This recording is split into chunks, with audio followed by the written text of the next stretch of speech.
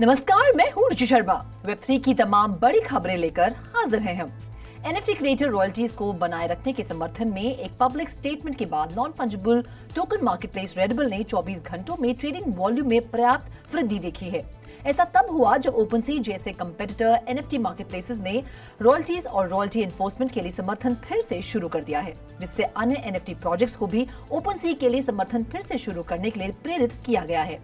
Analytics platform डैपराडर के data से पता चलता है कि रेडिबल पर 24 घंटों का फिएट ट्रेडिंग वॉल्यूम 23 अगस्त को लगभग 585% बढ़कर $45,000 से अधिक हो गया, जबकि सेम पीरियड में इसके कंपेटिटर्स की तुलना में स्मॉल फिगर्स हैं।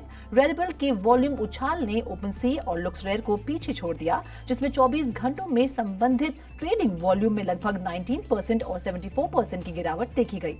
उस समय के दौरान X2Y2 की वॉल्यूम में 8.8% की वृद्धि देखी गई। 22 अगस्त को को-फाउंडर एलेक्स की स्टेटमेंट के बाद रेडिबल की वॉल्यूम में वृद्धि हुई है कि ये अब उन मार्केटप्लेसेस का समर्थन नहीं करेगा जो रॉयल्टी को निगलेक्ट करते हैं, और 30 सितंबर तक ये ओपनसी, लुक्सरेयर और XY2 से ऑर्डर एग्रीगेट नहीं करेगा। बढ़ते हैं अगली खबर की ओर। क्रिप्टो करेंसी एक्सचेंज बाइनेंस 25 अगस्त से लैटिन अमेरिका और मिडिल ईस्ट में अपनी क्रिप्टो डेबिट कार्ड सर्विस को सस्पेंड कर देगा। क्रिप्टो डेबिट कार्ड अन्य डेबिट कार्ड की तरह काम करता है, जिससे users day to day goods और सर्विसेज के लिए भुगतान कर सकते हैं। अंतर केवल इतना है कि इन कार्ड्स को क्रिप्टो करेंसी एसेट द्वारा फंड किया गया था। लैटिन अमेरिका और मिडिल ईस्ट में क्रिप्टो डेबिट कार्ड सर्विसेज 21 सितंबर तक समाप्त हो जाएंगी, लेकिन एक्सचेंज द्वारा दावा किए गए रिफंड्स और डिस्प्यूट्स को अभी भी 20 दिसंबर 2023 तक प्रोसेस किया जा सकता है। इशू पहली बार तब सामने आया जब एक एक्स यूजर ने कोलंबिया में क्रिप्टो डेबिट कार्ड के इश्यूज के बारे में पूछताछ की।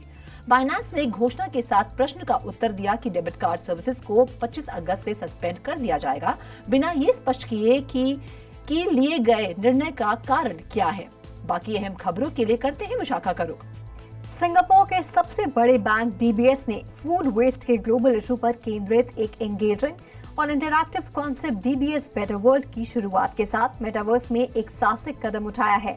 इस अभूतपूर्व गेमिफाइड एडवेंचर का उद्देश्य दुनिया भर में फूड वेस्ट की गंभीर चुनौती से निपटने के लिए बिजनेसेस पर इम्पैक्ट, प्रॉफिट और पॉजिटिव सोसाइटल और एनवायरमेंटल कॉन्ट्रीब्यूशंस दोनों के लिए समर्पित कंपनियों के प्रयासों को उजागर करना है।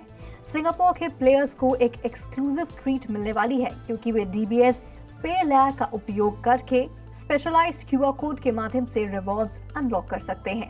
गेम डिलाइटफुल सरप्राइजेस से भरा हुआ है, जिसमें डीबीएस की रिनाउंड वेब सीरीज स्पार्क्स के बिलवड कैरेक्टर्स की उपस्थिति भी शामिल है। प्रत्याशा बढ़ गई है क्योंकि डीबीएस बेटर वर्ल्ड को सैंडबॉक्स के अल्फा सीजन 43 के साथ साथ लॉन्च करने की योजना है। संबंधित विकास में हांगकांग में स्टैंडर्ड चार्टर्ड बैंक ने blockchain gaming platform the sandbox के साथ पार्टनरशिप की है, जिसका उद्देश्य यूजर्स के लिए एक इनोवेटिव और कैप्टिवेटिंग वर्चुअल मेटावर्स एक्सपीरियंस प्रदान करना है। बढ़ते हैं अगली खबर की ओर। US based ice pop brand Bomb Pop ने रेस्टोरेंट टाइकून 2 रेस्टोरेंट सिम्युलेटर में अपने फ्रोजन स्नैक्स लाने के लिए रोब्लॉक्स के साथ मिलकर मेटावर्स में प्रवेश की घोषणा की है। पार्टनरशिप जो रोब्लॉक्स के रेस्टोरेंट टाइकून 2 और बॉम पॉप ब्रांड दोनों के लिए पहला है, जो कि यूजर्स को लिमिटेड एडिशन वर्चुअल स्नैक्स की एक रेंज की पेशकश करने में सक्षम बनाती है, जो गेम के भीतर वर्चुअल सेल्स के माध्यम से अनलॉक होते हैं। बॉम पॉप जो 1955 का है, जो अपने रॉकेट शेप्ड रेड, व्हाइट और ब्लू आइस पॉप के लिए फेमस है। ये वेल्स एंटरप्राइजेस फैमिली ब्रांड्स का हिस्सा है, जो खुद पिछले साल के अंत में एक्विजिशन के बाद फेरारो ग्रुप की एक इंडिपेंडेंट ऑपरेटिंग कंपनी है। बॉम पॉप के सीनियर ब्रांड मैनेजर एलनीस थॉमस ने कहा कि हम पहली बार डिजिटल रेस्टोरेंट इकोसिस्टम में बॉम पॉप को पेश करने के लिए रेस्टोरेंट टाइकून 2 के साथ पार्टनरशिप करके सम्मानित महसूस कर रहे हैं। अवसर से प्रेरित होकर हम हमेशा नए दर्शकों के लिए बॉम पॉप का मजा पेश करने के लिए एक नए तरीकों की तलाश में रहते हैं, और ये पार्टनरशिप एक रोमांचक अगला कदम है। मेनू आइटम के साथ साथ प्लेयर्स के पास फेमिलियर रेस्टोरेंट स्टेपल्स और डेकोरेटिव एलिमेंट सहित themed bomb pop virtual elements को खरीदने का भी अवसर है। Over to you Roshni. Nansen.ai के डेटा के अनुसार कुछ सबसे प्रसिद्ध blue chip non fungible tokens की फ्लोर प्राइसेस में पिछले महीने 25% से अधिक की गिरावट देखी गई। ऑन-चेन डेटा से पता चलता है कि board app yacht club collection में फ्लोर प्राइस में 27% की गिरावट आई है, जबकि डी गॉड्स में 55% की गिरावट आई है। अजुकी, जिसने जून में 15 मिनट्स में अपना एलिमेंटल NFT मिंट बेच दिया, इस प्रोसेस में $38 मिलियन की रैंकिंग के साथ इसकी फ्लोर प्राइस में 36% की गिरावट देखी गई। इस बीच नानसेन NFT 500 इंडेक्स साल दर साल 40% से नीचे है, जबकि इसका ब्लू चिप 10 इंडेक्स 33% नीचे है। NFTs एक स्पेशल टाइप का क्रिप्टो एसेट है जो अपने होल्डर्स को रियल या डिजिटल एसेट पर ओनरशिप प्रदान करती है। NFTs में फ्लोर प्राइस उस मिनिमम प्राइस को संदर्भित करती है जो सेलर कलेक्शन में किसी वस्तु के लिए चाहता है, जो कलेक्शन की पॉपुलैरिटी और परसेव वैल्यू के संकेतक के रूप में कार्य करता है। तो आज के लिए बस इतना ही। ऐसी वेब3 से जुड़ी खबरों के लिए देखते रहिए 3.TV।